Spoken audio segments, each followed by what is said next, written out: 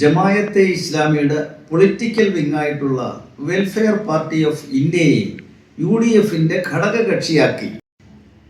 ഇതൊരു മതരാഷ്ട്രവാദം മുന്നോട്ട് വയ്ക്കുന്ന രാഷ്ട്രീയ പ്രസ്ഥാനമാണ്. എന്നാൽ VD സതീശനാകട്ടെ ഇതിനെ വെള്ളപൂശിക്കൊണ്ട് ജമായത്തെ ഇസ്ലാമി മതരാഷ്ട്രവാദമൊക്കെ ഉപേക്ഷിച്ചു, അവർക്ക് ഇത്തപ്പോൾ ആ തരത്തിലുള്ള ചിന്തകളോ പ്രവർത്തനങ്ങളോ ഇല്ല എന്നാണ് പറഞ്ഞത്. അദ്ദേഹം പറഞ്ഞത് നിങ്ങൾ ഒന്ന് കേൾക്കുക. അവര് ആ വാദമൊന്നും അവരില്ല, അങ്ങനത്തെ ഒരു മതരാഷ്ട്രവാദം അവരിപ്പോ ഉന്നയിക്കുന്നില്ല. അവർ ഒരുപാട് മാറ്റങ്ങൾ അവരുടെ സമീപനത്തിൽ വരുത്തിയിട്ടുണ്ട്. പൊളിറ്റിക്കലായിട്ടാണ് പിന്തുണ കൊടുത്തിരിക്കുന്നത്. കോൺഗ്രസിനാണ്, UDFനാണ് അവർ പിന്തുണ കൊടുത്തിരിക്കുന്നത്. ഇനി ജമായത്തെ ഇസ്ലാമിയുടെ ഔദ്യോഗിക വക്താവ് തന്റെ പ്രസ്ഥാനത്തെ കുറിച്ച് പറഞ്ഞ കാര്യങ്ങൾ ദയവായി കേൾക്കണം.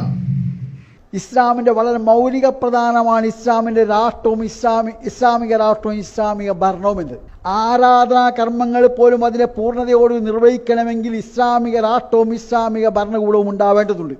ആരാണ് നമസ്കാരത്തിന് ഇമാമത്ത് കണ്ട്? ഇസ്ലാമിക രാഷ്ട്രത്തിന്റെ ഭരണ ഖലീഫയാണ്, അല്ലെങ്കിൽ അദ്ദേഹം നിശ്ചയിക്കുന്ന ഗവർണറാണ്, അല്ലെങ്കിൽ അവർ നിശ്ചയിക്കുന്ന ഉദ്യോഗസ്ഥരാണ്. അപ്പോൾ സതീശൻ എന്താ ജനങ്ങളോട് പറഞ്ഞത്? പച്ച കള്ളം. ജമായത്തെ ഇസ്ലാമി അവരുടെ മതരാഷ്ട്രവാദം ഉപേക്ഷിച്ചിട്ടില്ല. ആ ഇസ്ലാമിക രാഷ്ട്രം നിലവിൽ വന്നെങ്കിൽ മാത്രമേ അവരുടെ ആചാര അനുഷ്ഠാനങ്ങൾ അനുസരിച്ച് ജീവിക്കാൻ കഴിയൂ എന്നുള്ള നിലപാടിൽ ഉറച്ചു തന്നെയാണ് അവർ.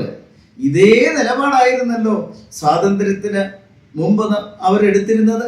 ആ നിലപാടല്ലേ ഇന്ത്യയെ 3 കഷ്ണങ്ങളാക്കി വെട്ടിമുറിക്കാൻ ഇടയാക്കിയത്?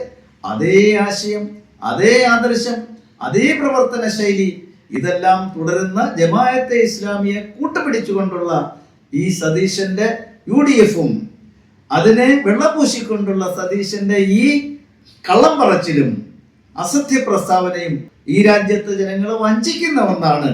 അതുകൊണ്ട് സതീശൻ ഈ രാജ്യത്തെ ജനങ്ങളോട് മാപ്പ് പറയണം എന്നുള്ളതാണ് എനിക്ക് പറയാനുള്ളത്.